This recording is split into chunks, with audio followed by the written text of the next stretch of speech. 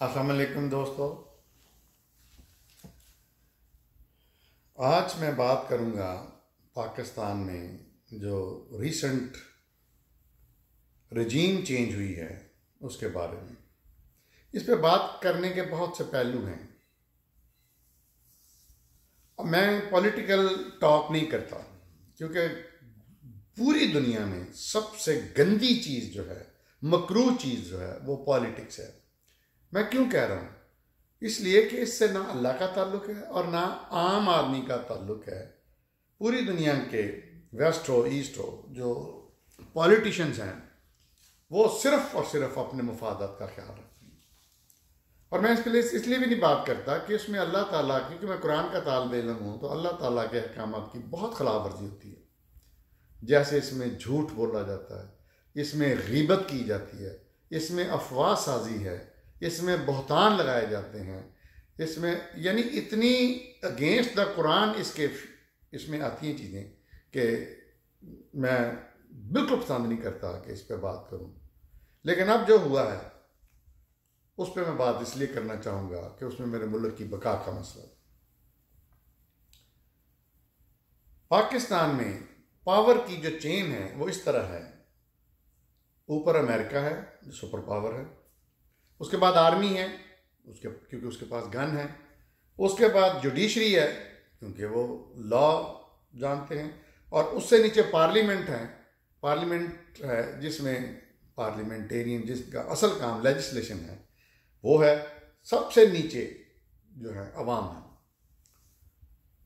जाहल अवाम है जिनका किसी तरह से हुकूमतों की पार्टिसिपेशन में कोई तल्लक नहीं है। अच्छा, अब ये उल्टा होना चाहिए, ये रिवर्स होना चाहिए। सबसे ऊपर अवाम होना चाहिए, उसके नीचे पार्लियामेंट उनके अंडर होनी चाहिए जो सिर्फ वो लेजिस्लेशन करे जिनका अवाम से फायदा हो।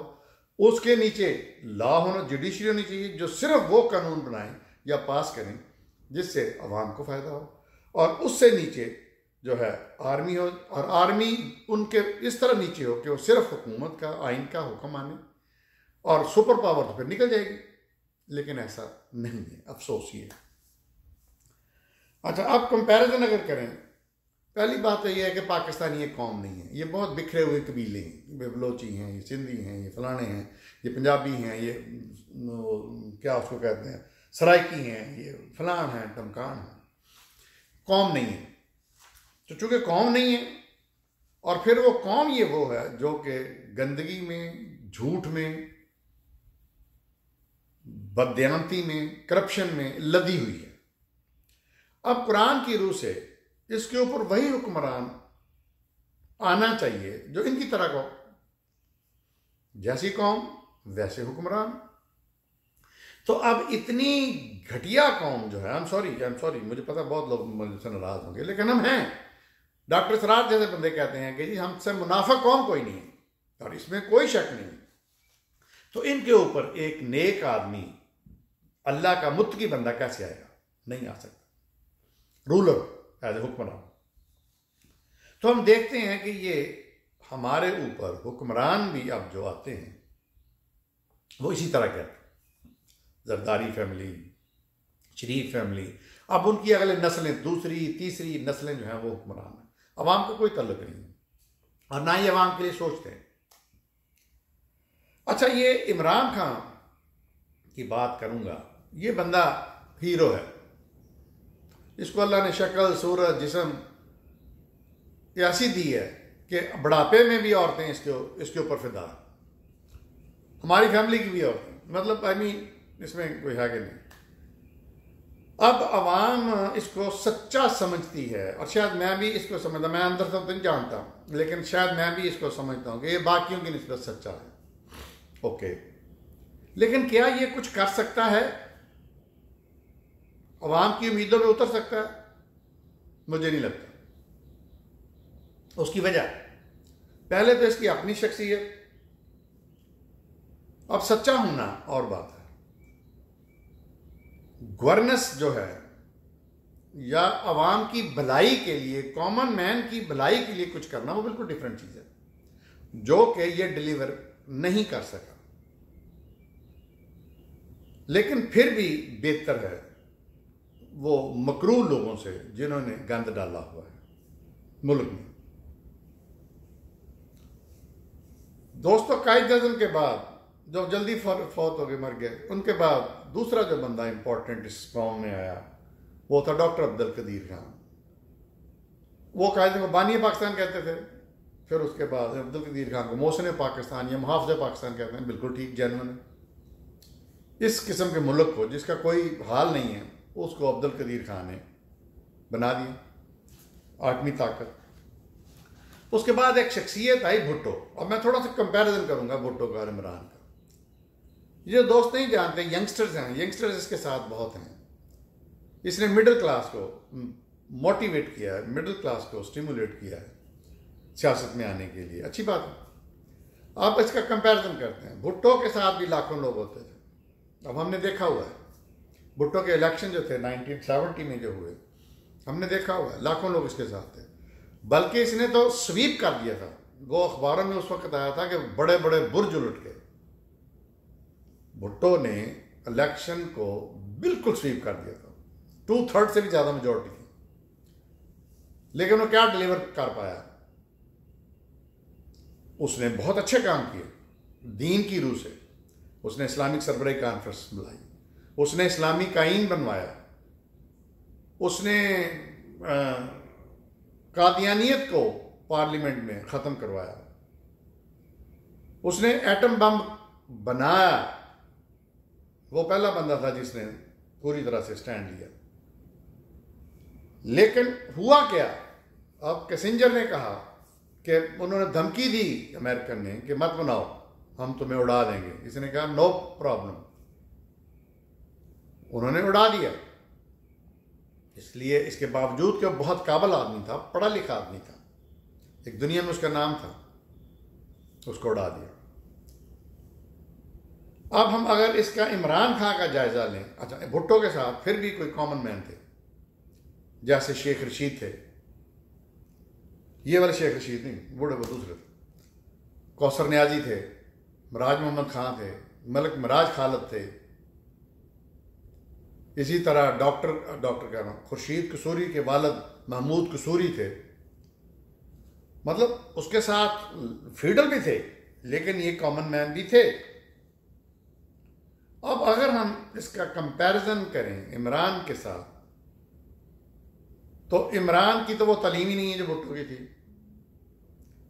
फिर जो इसके इर्द गिर्द हैं वो कौन है?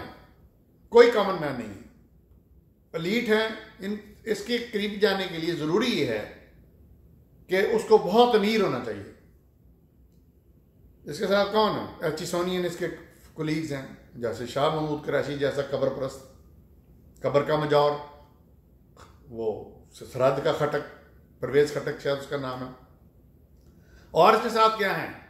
वो जी जो कराची का गवर्नर है सिंध का, इमरान इस्माइल उसका शायद नाम है। उस बंदे की कोई तालीम नहीं है, मैट्रिक है। उसकी सबसे बड़ी क्वालिफिकेशन क्या है कि उसने शौकत खानम के लिए बहुत काम किया, फंड इकट्ठे किए।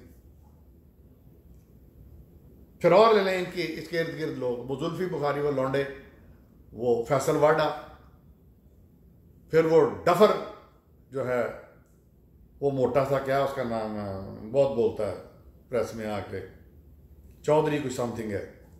फिर उसके बाद ये उस्मान बुजदार। अब ये क्या चीज़ है? गूफ आदमी है, गूफ। इसने उसको इसलिए पंजाब में बना दिया वजीर आला कि पंजाब इसके अंडर रहेगा, प्रेस में रहेगा। कोई वैसा बहुत ज़्यादा सियासतदान आ गया तो इसको परेशानी होगी इस्लामाबाद में बैठे। तो ये लोग इसके इर्द गिर्द हैं। मुझे एक जीनियस बता दें, वो शायद शफकत उसका नाम है, जो ब्यूरोक्रेट भी रहा है, वो थोड़ा सा मैं समझता हूँ मुनासिब आदमी है। तो ये कौन से लोग हैं जो इसके इर्द गिर्द हैं? फिर इसने इकट्ठे कर लिए दूसरे जो थे लोटे, जो उसको छोड़ गए। तो ये मैं कंपैरिजन कर रहा हूँ, मतलब दोनों की गवर्नेंस का।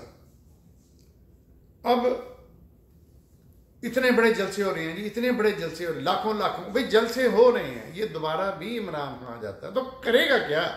इसके पास टीम का है।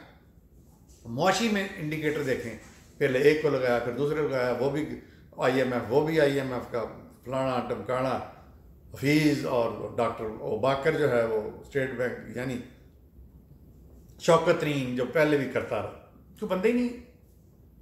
मुझे नहीं पता ये असद क्या उसका नाम है जो लंबा सा लड़का है, लड़का तो नहीं है, उसकी क्या है क्वालिफिकेशन या उसकी क्या प्रोफाइल है, लेकिन वो कुछ नहीं डिलीवर कर पाया, उसको निकाल के इधर कर दिया।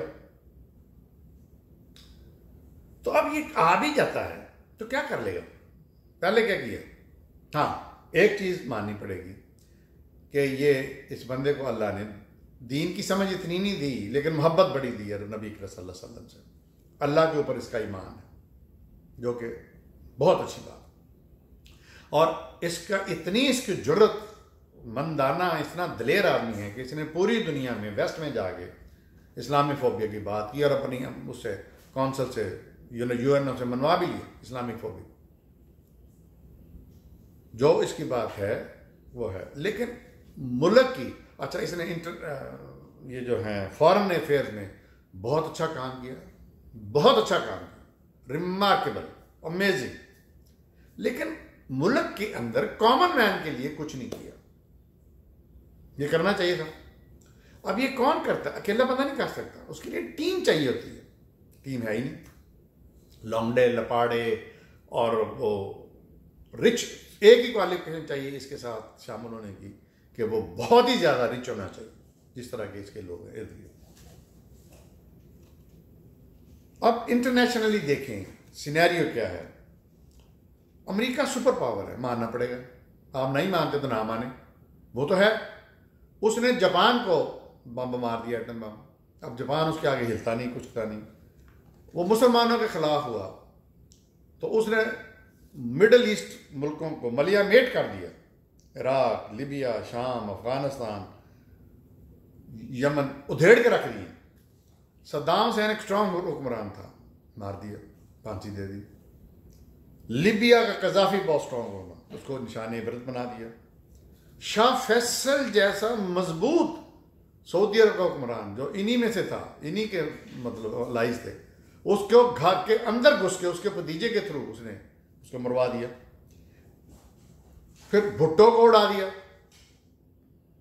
फांसी दिला दी।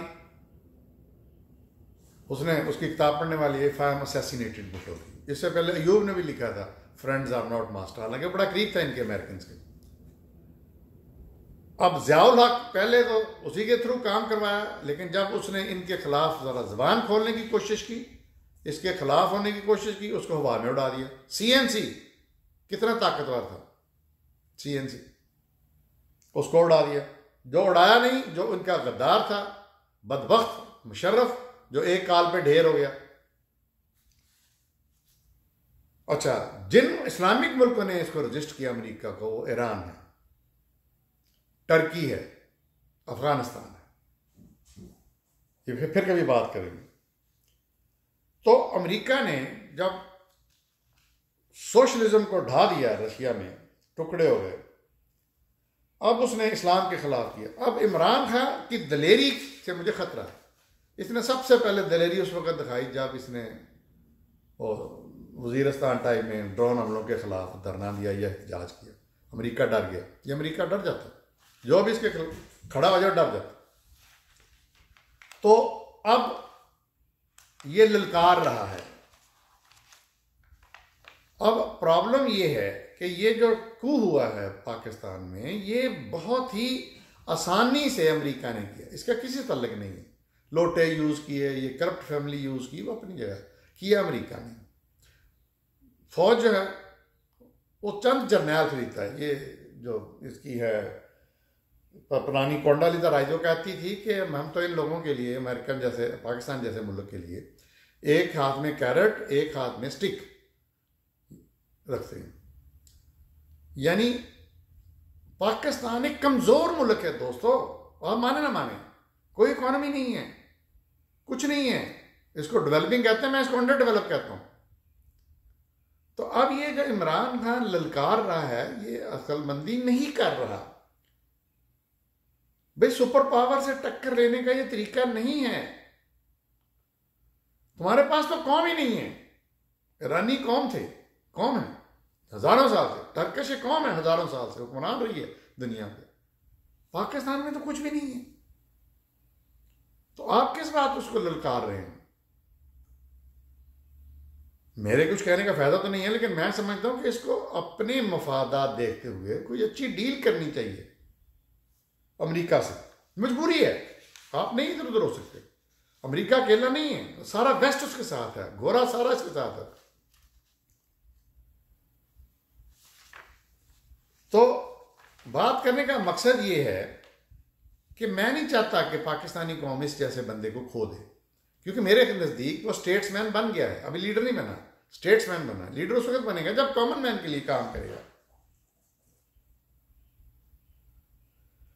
बाकी माशाल्लाह पाकिस्तानी पार्लियामेंटेरियन का जो हाल है, या फौज के जर्नलों का जो हाल है, या जो जुडिशरी के जजों का हाल है सुप्रीम, वो तो चंद पैसों के मोहताज हैं। इंडिया के राहुल गांधी ने कहा था कि मुझे समझ नहीं आती कि मोदी इतने $1000 का असला क्यों खरीदता है। ये पाकिस्तानी असम्बलियां तो $1 अरब से भी कम में खरीदी जा सकती हैं। तो ये दोस्तों पाकिस्तान की कंडीशन है। कभी अमेरिका से मनवाया, अमेरिका ने इंडिया से कुछ मनवाया?